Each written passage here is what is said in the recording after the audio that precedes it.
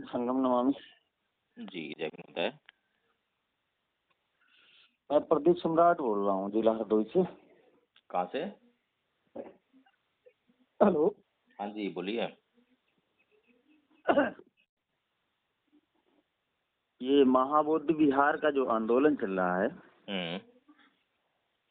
तो इसमें जैसे कल हमारे पास हैं 5-6 लड़के हैं तो ऐसे ज्यादा, पर अभी गांव में चले गए हैं।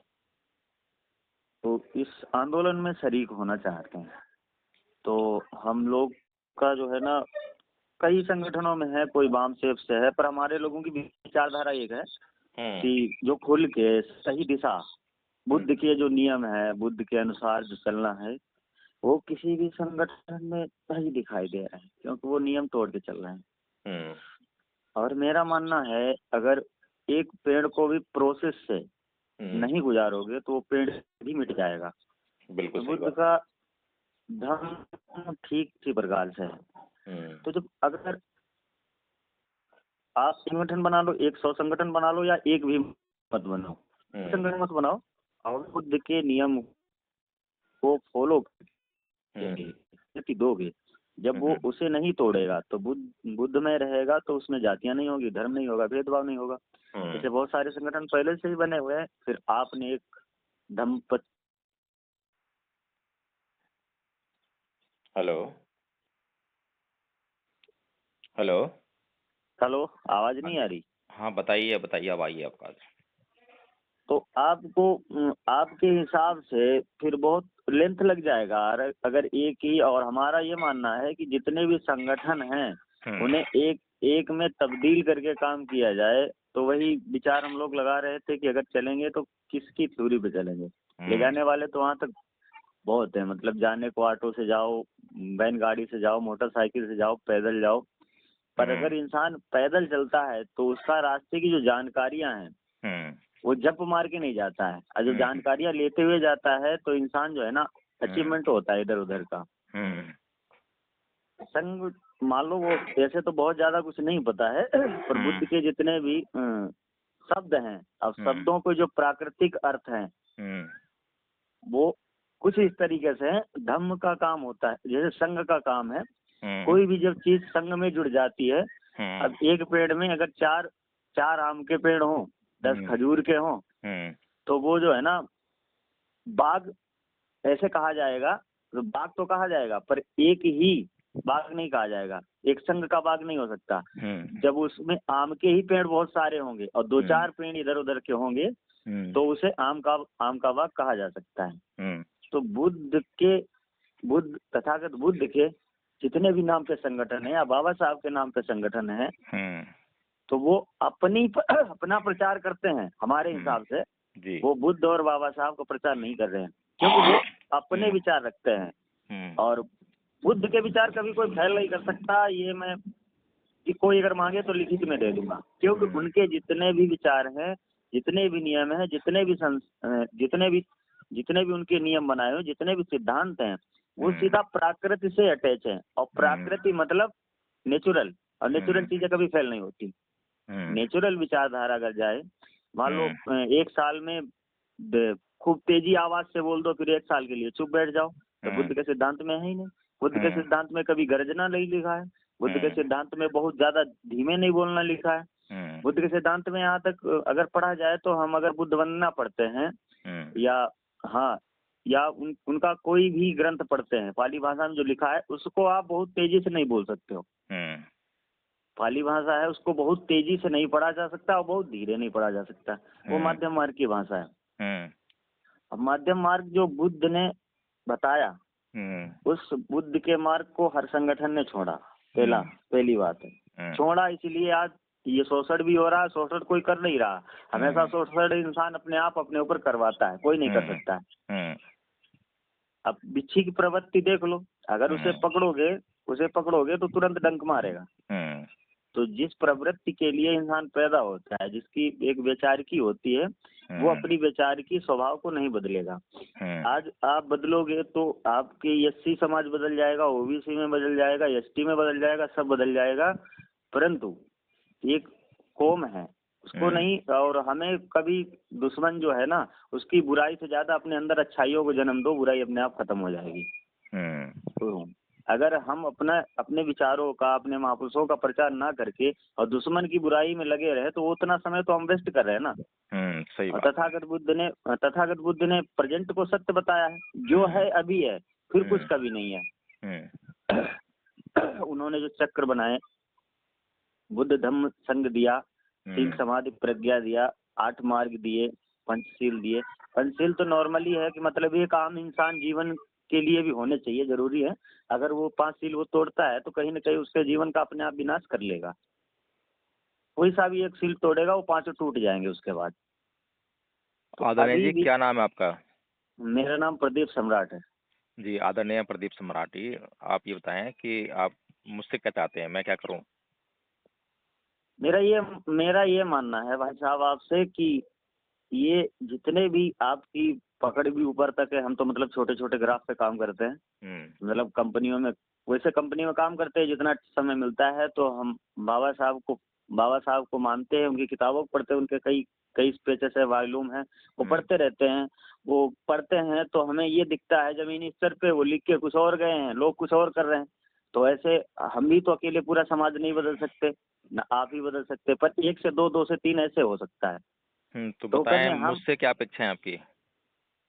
मेरी अपेक्षा है कि आप बहुत बड़े बड़े लीडर से बात करके ना इन्हें एक में लाने की कोशिश करें, ज्यादा वो मैं सही कर है। चुका हूँ। हाँ?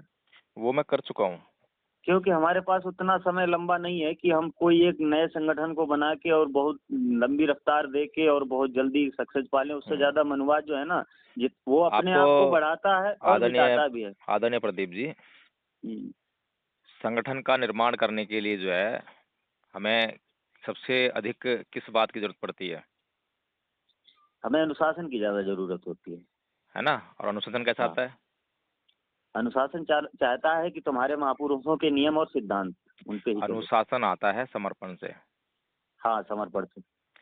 अगर मैं अपने संघ के या संगठन के नियमों के प्रति अपने आप को समर्पित कर दूं हम्म, और जो नियम कहें केवल वही पालन करूं, संघ जो मेरे को आदेश करे वही करूं, संघ ने मुझे अगर कोई दंड दे दिया तो उसका पालन करूं, अगर इस तरह से मैं चलूं तो फिर वो संगठन और संघ जो है वो बना रहता है ना? हम्म, लेकिन अगर हर सदस्य जो है अपने नाक का सवाल लगाकर वहां बैठ जाए, अपने आप को ऊंचा बताए, नीचा बताए या फिर सर्वश्रेष्ठ बताए, तो इस तरह संगठन चल पाएगा क्या? तो सर हमने यही बात अभी पहले कही कि गौतम बुद्ध ने माध्यम मार्ग बताया, और ये पता नहीं क्या अपने आप को समझ के बैठ गए, नहीं हमसे ऊपर कोई नहीं, नहीं, अब कोई कहता है नीचे नहीं। आदरणीय आदरणीय प्रदीप जी, जिसको जो है ये जो सुख सुविधाओं का हाँ, भोग लग गया हो, आदत लग गई हो, तो हम्म, उसको समझाना बड़ा मुश्किल है ना? हम्म। अभी जितने भी आपके जो बड़े बड़े लीडर जिनको आप कहते हो ना बहुजन समाज का, मैं लीडर, देखो लीडर से कहा जाता है, लीडर मैं उसी को ही मानता हूँ जो थोड़ा सुनिए आप लीड। जो है, हाँ, अभी जो लीडर मैं कह रहा हूँ उसका मतलब ये है कि जिसके पीछे फैन फॉलोइंग बहुत काफी है। हाँ, हाँ, हाँ, समझ रहे समझ रहे। तो जिन लोगों के पीछे फैन फॉलोइंग बहुत ज्यादा है, उन लोगों से मैंने बात करने का प्रयास किया था और मैंने उनको यही कहा था कि भाई देखिए, आज समाज जो है बहुत परेशान है और वो देख रहा है कि मैं किसको चुनूं, है ना? हम्म, कोई हम्म, उसको अगर एक दिखाई दे जाए तो वो उसको चुन ले, लेकिन उसके सामने एक दिखाई नहीं देता, बहुत सारे दिखाई देते हैं। अब बहुत सारे में किसको चुने? मायावती को चुने, चंद्रशेखर को चुने या फिर इन लोगों को चुने, समाजवादी को चुने, तो वो असमंजस में है, वो समझ नहीं पा रहा है। और बुद्धिजीवी का काम है कि वो जो है समाज को एक अच्छा मार्गदर्शन प्रदान करे। तो मैंने जो हम्म, है आदरणीय प्रोफेसर रतन लाल जी हैं, लक्ष्मण यादव हम्म, हैं, हम्म, है ना, और हम्म, राजेंद्र पाल गौतम जी से भी बात की थी, बहुत से लोगों से हम्म, बात की, सुरेश मानी जी हम्म, से। मैंने इनसे यही हम्म, कहा था कि आप लोगों के पीछे जो भी फैन फॉलोइंग है, उस फैन फॉलोइंग को जो है आप समाज के प्रति समर्पित कर दीजिए, वो आप उसको अपना मत मानिए, है ना? हम्म, आपके पीछे किसी के पीछे 10 लाख है तो 10 लाख जो है वो आपके संगठन क्यों नहीं चाहिए? एक संघ बना लो, हम्म, संघ के नियम हम्म, बना लो और संघ के हम्म, नियमों के प्रति अपने आप को समर्पित कर दो कि जो संघ हम्म, कहेगा बहुमत के आधार पर हम्म, फैसला करो और जो फैसला होगा उसी को जो है सब मानेंगे, चाहे गलत हो फैसला चाहे सही हो, संघ के साथ चलेंगे। हम्म, ऐसा जो है इन लोगों ने करने से इनकार कर दिया, ठीक है? क्योंकि इन लोगों को हम्म, अपने ऊपर बहुत भरोसा है और कि मैं मेरे पीछे फैन फॉलोइंग ज़्यादा है, हर एक किसी को इस बात का घमंड है। और इन सब का जो लक्ष्य है, कोई लक्ष्य नहीं जीवन का, लक्ष्य क्या है कि मैं एमएलए बन जाऊं, मैं एमपी बन जाऊं, बस इतना लक्ष्य है। समाज के लिए इनके पास कोई दुख दर्द नहीं है। जब मैं हैरान परेशान हो गया, काफ़ी कुछ जो है देख लिया कि अब ये लोग जो है नहीं संभलने वाले, इनके पीछे तो पड़ना बेकार है, इसलिए फिर मैंने जो है बहुत ही मामूली मामूली लोगों को, उन्होंने मुझे संपर्क किया, मैं उनको जोड़ता चला गया। तो इस तरह से जो है धम्पत संघ बना, और धम्पत संघ को हमने जो है इस तरह से बनाया है। उसके नियम हैं, 100 के आसपास उसके नियम हैं, और नियमों के प्रति जो है प्रत्येक सदस्य उसमें समर्पित होता है। कोई भी व्यक्ति जरा सा भी उल्लंघन करता है नियमों का, बुद्ध के सिद्धांत भी नियमों में शामिल हैं और संघ के नियम भी हैं। तो जो भी कोई नियम का उल्लंघन करता है तो उसको तुरंत दंडित किया जाता है, और दंड जो है उसके कल्याण के लिए दिया जाता है, सुधार करने के लिए दिया जाता है। और उसको जो है प्रत्येक सदस्य जो है सहर्ष स्वीकार करता है, वो खुशी से कहता है कि मुझे दंडित कीजिए, मैंने गलत किया है, मुझे सुधार करना है ना। तो हाँ, आगे दूसरे को नहीं करने देगा ना, सबसे अच्छी हाँ, चीज ये है। तो संघ में जो है हम किस तरह व्यवहार करते हैं, एक दूसरे पर नजर रखते हैं कि मैं औरों पे नजर रखूं और लोग जो है मुझ पे नजर रखें, तो कोई गलती नहीं करेगा, है ना। हाँ हाँ हाँ, और यही यही सही है। गलत करते ही दंडित, तुरंत दंडित कर देते हैं। ये नहीं कहते कि भैया ना छोड़ दो, माफ कर दो, कोई बात नहीं। छोड़ देना, माफ करने का उसको कोई जुल्म तो ना ढह रहे हैं, उसके कल्याण के लिए तो बात कर रहे हैं। तो जो इस कि तरह हमारा से, कॉन्स्टिट्यूशन भी कहता हाँ है। हाँ, इस तरह से जो है हमारा संघ धम्पथ संघ चल रहा है। पिछले 2 साल से जो है, पिछले 1 साल में हमने 25 आचार्य बनाए थे, और उसमें अच्छे लोग जुड़ते गए, तो इस बार जो हमारे अब तक जो है 150 आचार्य बन चुके हैं। ठीक है दानिया जी। और 150 आचार्य जो है अध्ययन करते हैं, और यहाँ पर ये नहीं कहते हम कि हमने जो कह दिया वही सही है, नहीं। कोई अगर आता है बाहर से, विद्वान व्यक्ति आता है और वो कहता है कि नहीं इसमें ऐसा कर लो, तो संघ बैठता है, चर्चा करता है अच्छी तरह से, और उस पर निर्णय करता है। तो जो निर्णय संघ का होता है वही मान लिया जाता है। अगर विद्वान आदमी आके कह रहा है और उसका निर्णय सही है, उसकी बात सही है, तो उसको निर्णय में ले लेते हैं। तो इस तरह से जो है हमारा संघ जो है बड़े आराम से चल रहा है, बड़ी अच्छी तरह चल रहा है, और भारत को बौद्धमय करने की दिशा में बहुत तेज गति से बढ़ रहा है। अब आदरणीय जी आप बताएं, प्रदीप सम्राट जी। हाँ। हेलो। हेलो। हाँ जी। हाँ, जी बताएं अब। आवाज कट रही है आपकी। मेरी आवाज़ कट रही है तो हाँ, अभी तो मैं, अब सही जी, हो गई।